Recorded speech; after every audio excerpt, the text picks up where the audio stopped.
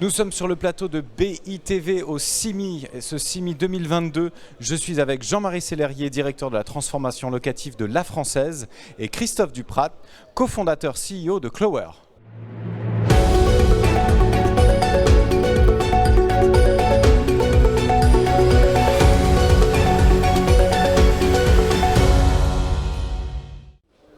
Jean-Marie Sellerier, Christophe Duprat, bonjour. Merci messieurs d'avoir accepté notre invitation. Je vais commencer avec vous, Jean-Marie Sellerier de La Française. La Française est partenaire de la Ville de Demain.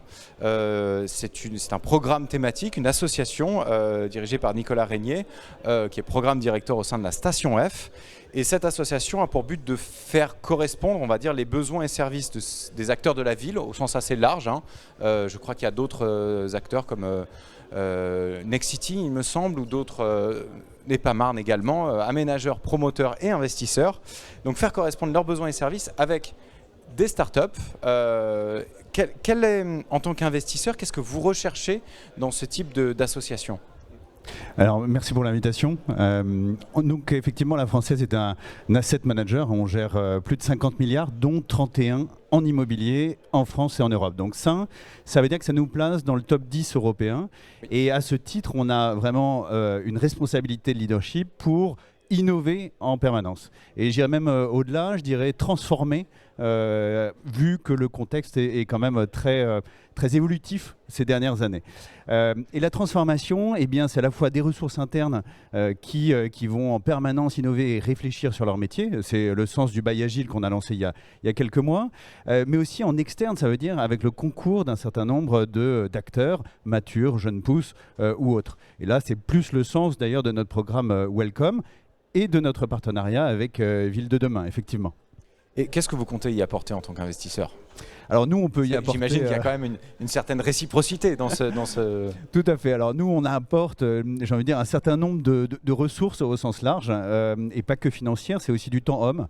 On compte quand même un certain nombre d'experts reconnus sur la place qui nous permettent d'accompagner des startups. On a l'exemple récent où pendant 6 mois, on a élaboré un schéma contractuel avec une jeune pousse, donc à apporter notre savoir-faire institutionnel à beaucoup de valeur.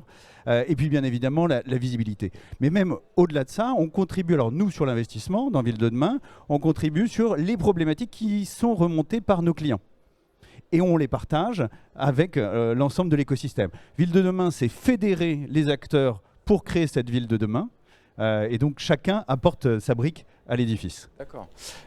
Christophe Duprat, j'ai envie de dire un peu même punition. Quelle forme prend votre engagement en tant que start-up ? Comment est-ce que vous y êtes entré au sein de Ville de Demain ?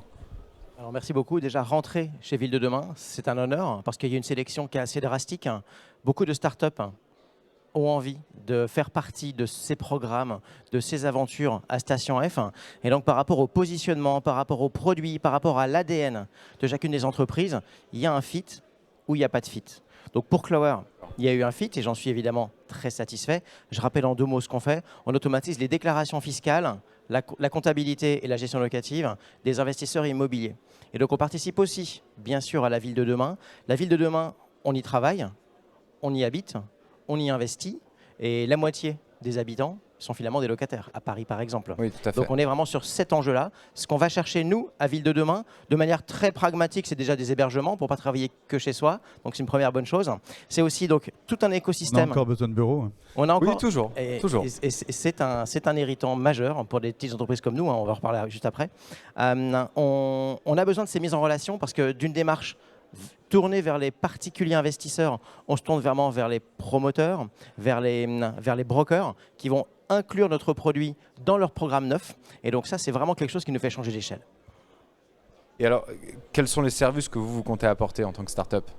Alors, ce qu'on apporte en tant que start-up, c'est finalement un regard de tiers. Et quel meilleur tiers que le comptable pour construire la confiance ? On va vous vendre une rentabilité. Beaucoup de gens se font vendre des rentabilités. C'est souvent ce qui est, voilà.